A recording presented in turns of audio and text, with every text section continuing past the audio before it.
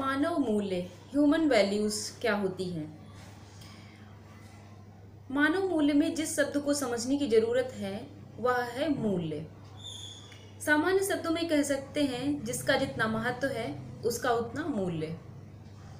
मूल्य की व्याख्या विभिन्न क्षेत्रों में अपने अपने तरीके से होती है। जैसे अर्थव्यवस्था में जिसकी जितनी मांग है उसका उतना मूल्य है।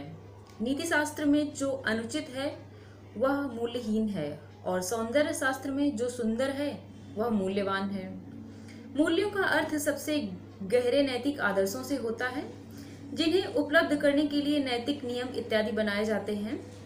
उदाहरण के लिए शांति, न्याय, सहिष्णुता, आनंद, ईमानदारी, समयबद्धता आदि प्रसिद्ध मूल्य हैं। मूल्यों के संबंध में समाज की समझ होती है कि वे सामाजिक जीवन को संभव व श्रेष्ठ बनाने के लिए आवश्यक है। मूल्यों को साकार करने के लिए सामाजिक मानव रीति रिवाज, परंपराएं, प्रथाएं इत्यादि निर्मित होती हैं।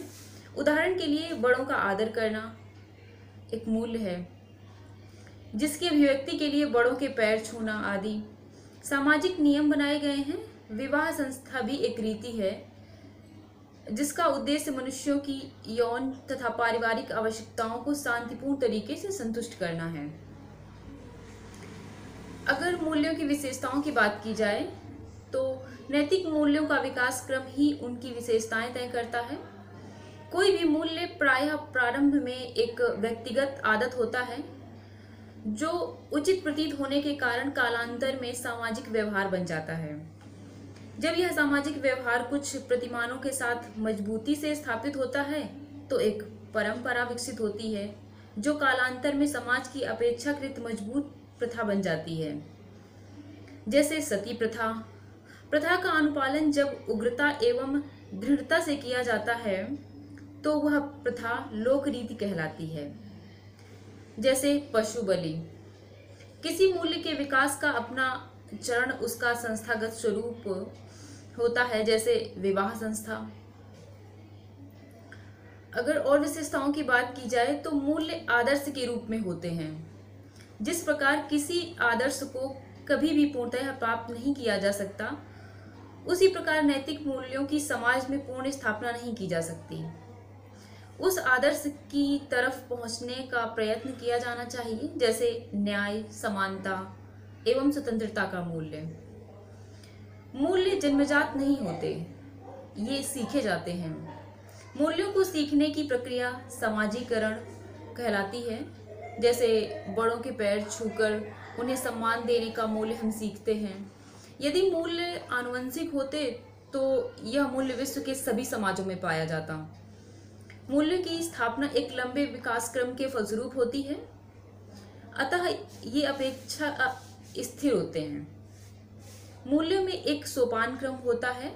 कुछ मूल्य बहुत उच्च स्तर पर होते हैं जिन्हें मूल्यों का आदर्श रूप भी कहा जा सकता है।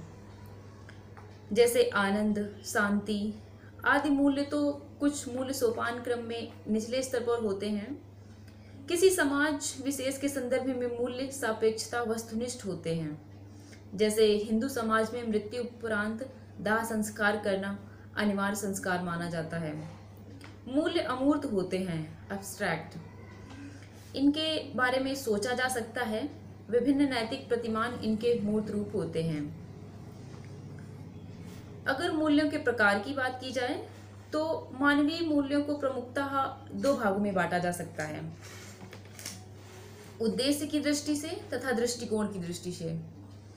उद्देश्य की दृष्टि से, इस दृष्टि में से मानव मूल्य साध्य और साधन दो उपवर्गों में विभाजित होते हैं।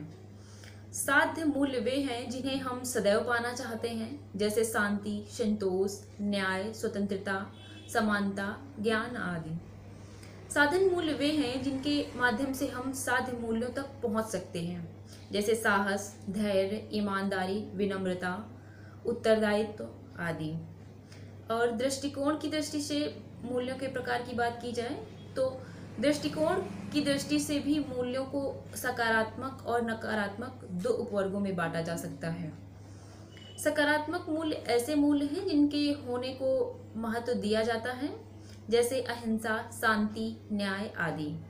नकारात्मक मूल्य वे हैं जिनके न होने को वांछनीय समझा जाता है, जैसे हिंसा, विद्वेष, अन्याय आदि।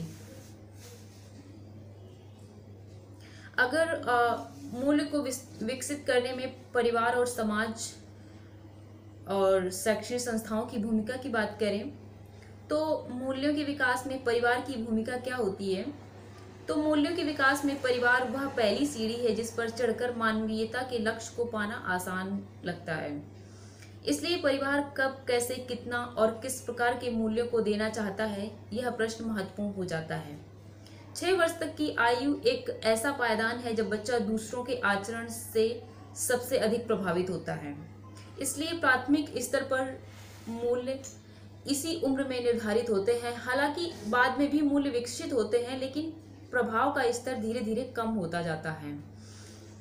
प्रशिक्षण, प्रोत्साहन, निंदा, दंड कुछ ऐसे उपकरण हैं जिनसे ये मूल्य विकसित किए जा सकते हैं। यह भी ध्यान देने योग्य है कि परिवार एकल है या संयुक्त, यानी जिसको हम कहते हैं जॉइंट फैमिली, मतलब संयुक्त। संभव है एकल परिवार में वैयक्तिक होने का मूल्य प्राप्त हो और संयुक्त परिवार के साथ रहने का। यह भी संभव है कि संयुक्त परिवार यदि पितृसत्तात्मक है तो इस बात से स्त्रियों के प्रति कम सम्मान का मूल्य प्राप्त हो। परिवार का शैक्षणिक स्तर तथा आर्थिक स्तर भी मूल्यों की पृष्ठभूमि तय करने में सहायक होते हैं। मूल्यों के विकास में समाज की भूमिका की बात करें तो समाज की असली भूमिका वैसे तो विद्यालय जाने के साथ शुरू होती है, किंतु उससे पूर्व 6 वर्ष तक समाज और परिवार मूल्य विकास के बराबर भागीदार होते हैं। किशोरावस्था एक ऐसा पड़ाव है जब समाज का दबाव सर्वाधिक होता है। आरंभ में मूल्यों का विकास कम होता है, लेकिन समाज से ज्यों ज्यों संपर्क बढ़ता है, विकास भी उत्तरोत्तर बढ़ता जाता है। मीडिया, खुद पर्यवेक्षी हो जाना, सामाजिक समूहों से वार्तालाप, शैक्षिक शिक्षा, विद्यालय आदि से समाज के नैतिक मानदंड, सामाजिक गतिशीलता, रूढ़ि, परिवर्तन जैसे विचार का प्रभाव पड़ता है। विभिन्न धर्मों, जातियों और क्षेत्रों के लोगों के साथ धैर्य, सहिष्णुता जैसे मूल्यों को विकसित करने में सहायक होते हैं।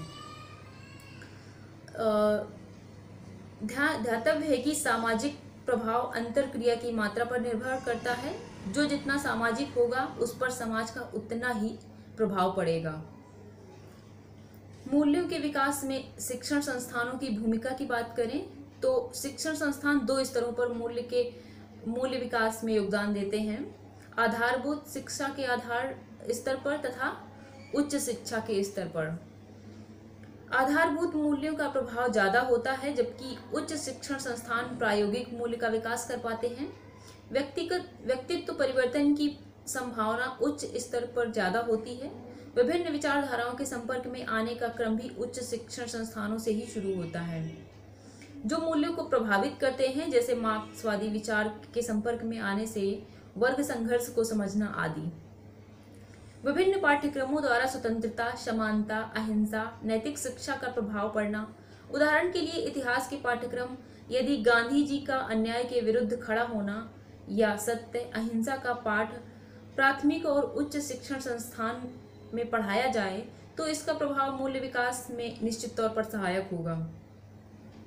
इसी प्रकार अध्यापक और छात्र समूह का भी अहम योगदान होता है।